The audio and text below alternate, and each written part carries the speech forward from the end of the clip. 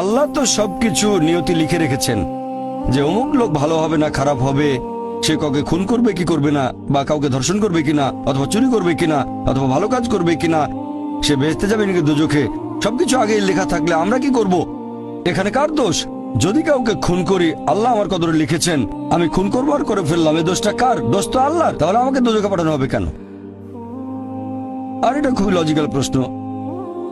এই প্রশ্নের উত্তরে বলবো, আমাদেরকে এই কদর বা নিয়তির ধারণা আগে বুঝতে হবে যে আল্লাহ সুবহানাহু ওয়া তাআলা আগে থেকে লিখে রেখেছেন একটা মানুষ কখন জন্মাবে, তারপরে সে কোন দেশে জন্মাবে, কখন মারা যাবে, কোন দেশে মারা যাবে। আল্লাহ পবিত্র কোরআনে বলেছেন সূরা ইসরা অধ্যায় 17 আয়াত নম্বর 14 যে যখন কোন শিশু জন্ম নেয় তার কর্মগুলো আমি তার গ্রীবালগ্ন করে দিই। একজন মানুষের ব্যাপারে আল্লাহ জানেন সে কি কি করবে, ভালো না খারাপ, সঠিক না বেঠিক, সে বেহেশতে যাবে নাকি দোজখে যাবে। যে ধরেন একটা ক্লাসে একজন টিচার পড়াচ্ছেন 100 জন ছাত্রকে প্রায় 1 বছর ধরে, আর পরীক্ষা শুরুর আগে টিচার অনুমান করলেন যে এই ছাত্রটা এবারের পরীক্ষায় ফার্স্ট হবে, ফার্স্ট ক্লাস ফার্স্ট, এই ছাত্র পাবে সেকেন্ড ক্লাস, এই ছাত্র করবে ফেল। এটা আমি উদাহরণ হিসেবে বলছি।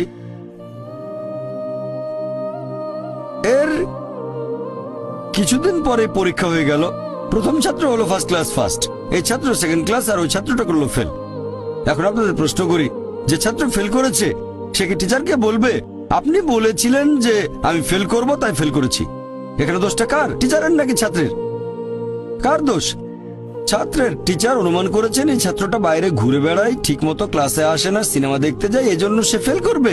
ওই ছাত্র মোটামুটি মাঝারি, এই ছাত্র খুব মেধাবী, অনেক পরিশ্রম করে, তাই টিচার পরীক্ষা শুরু হওয়ার আগে অনুমান করেছেন এই ছাত্র হবে ফার্স্ট ক্লাস ফার্স্ট, এই ছাত্র সেকেন্ড ক্লাস, ওই ছাত্র ফেল। তারপর আসলে ওই ছেলে ফার্স্ট ক্লাস ফার্স্ট, এই ছেলে সেকেন্ড ক্লাস, আর ওই ছাত্র ফেল। টিচার অনুমান করেছেন, তার মানে এই না যে দোষটা টিচারেরই হবে। টিচার সবাইকে পড়িয়েছেন সঠিকভাবে, সমানভাবে।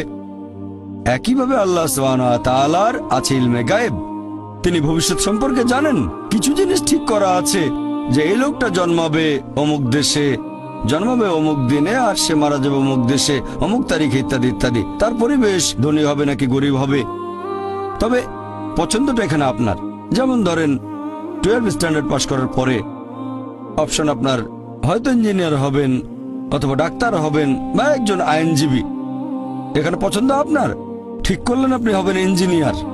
এখন আল্লাহ এটা আগে থেকেই জানেন যে 12 স্ট্যান্ডার্ড পাস করার পরে আপনি ইঞ্জিনিয়ার হওয়ার চেষ্টা করবেন, তাই আল্লাহ আগে লিখে রেখেছেন। ব্যাপারটা এমন না যে আল্লাহ লিখে রেখেছেন বলে আপনি বেছে নিচ্ছেন। যেহেতু আপনি এটাই বেছে নেবেন, তাই আল্লাহ আগে লিখে রেখেছেন।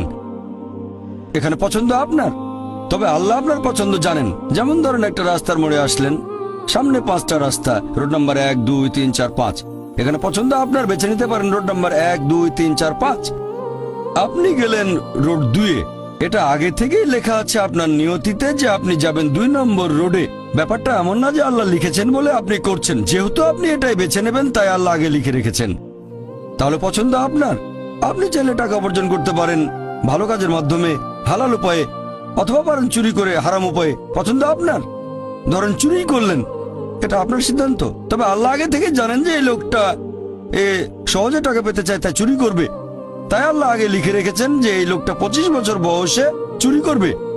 এখানে দোষটা কার? দোষ আসলে আপনার, তবে আল্লাহর আছে ইলমে গায়েব, তাই তিনি আগেই লিখে রেখেছেন।